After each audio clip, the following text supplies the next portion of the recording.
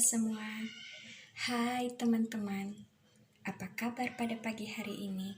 Saya harap kita semua sehat dan terhindar dari berbagai penyakit. Baik, perkenalkan, nama saya Rencana Gula. Saya mahasiswi dari Sekolah Tinggi Ilmu Ekonomi Geraha Karya Muara Bulian. Pada kesempatan ini, saya akan menjelaskan sedikit tentang ekonomi mikro.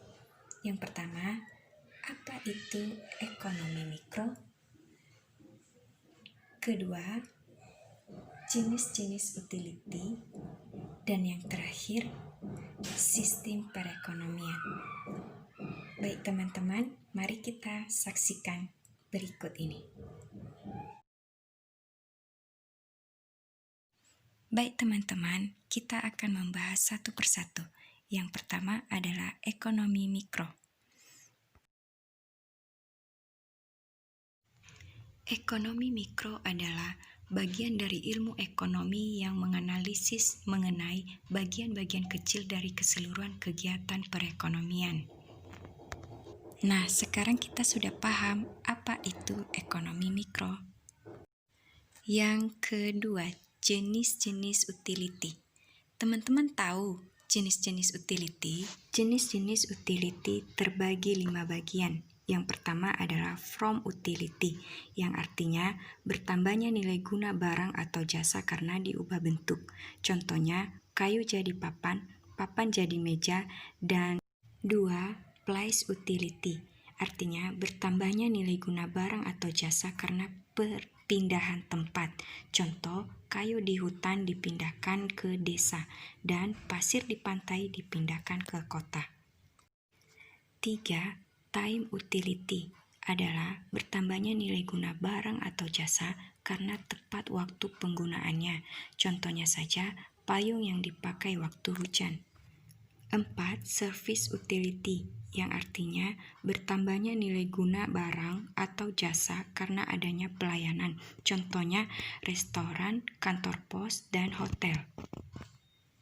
Dan yang terakhir adalah ownership utility, yang artinya bertambahnya nilai guna barang dan jasa karena dimiliki. Contohnya rumah pribadi dibandingkan rumah kontrakan. Baik teman-teman, sekarang kita tiba pada pembahasan ketiga tentang sistem perekonomian. Sistem ekonomi adalah suatu proses penerapan yang saling berhubungan dan berinteraksi yang dikembangkan oleh masyarakat dengan ciri dan identitas tersendiri. Sistem ekonomi terbagi menjadi 4 macam, yaitu 1. Sistem ekonomi tradisional. Sistem ini memiliki tradisi aktivitas ekonomi yang dilakukan secara turun-temurun. Ciri-ciri sistem ekonomi tradisional. Yang pertama, pembagian struktur kerja belum ada. 2. Masih menggunakan barang atau barter. 3. Sifat kekeluargaan tergolong tinggi. 4. Proses produksinya tergantung pada alam, misalnya bertani, berladang, berkebun, dan sebagainya. 5. Alat untuk memproduksi sangat sederhana. 2. Sistem ekonomi sosialis atau terpusat adalah suatu sistem ekonomi yang seluruh sumber daya dan pengolahannya direncanakan dan dikendalikan oleh pemerintah.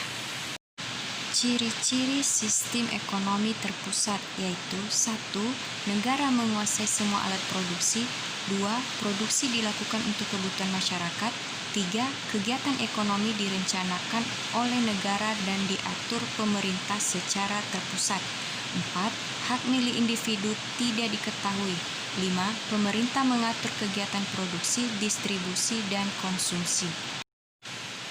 3. Sistem ekonomi bebas atau liberal, yaitu sistem ekonomi di mana pengelolaan ekonomi diatur oleh kekuatan pasar, adanya permintaan dan penawaran. Ciri-ciri sistem ekonomi bebas atau liberal yaitu 1. Harga barang ditentukan oleh pasar. 2. Timbulnya persaingan bebas. 3. Adanya pengakuan terhadap hak individu. 4. Setiap individu bebas mengejar keuntungan. Dan kelima, modal memegang peranan sangat penting. Sistem terakhir adalah sistem ekonomi campuran, yang artinya sistem ekonomi yang berusaha mengurangi kelemahan-kelemahan yang timbul dalam sistem ekonomi terpusat dan sistem ekonomi pasar. Dan ciri-ciri sistem ekonomi campuran ini yaitu: 1. Adanya campur tangan pemerintah dalam perekonomian. 2. Adanya pihak swasta yang ikut berperan dalam kegiatan perekonomian. Baik teman-teman semuanya, terima kasih telah mengikuti saya pada saat ini, dan segala pembahasan kita, materi yang telah kita bahas barusan kiranya dapat menambah ilmu dan wawasan bagi kita semua dan dapat berguna dan bermanfaat bagi masa depan kita. Terima kasih, saya ucapkan selamat pagi untuk kita semua dan selamat beraktivitas.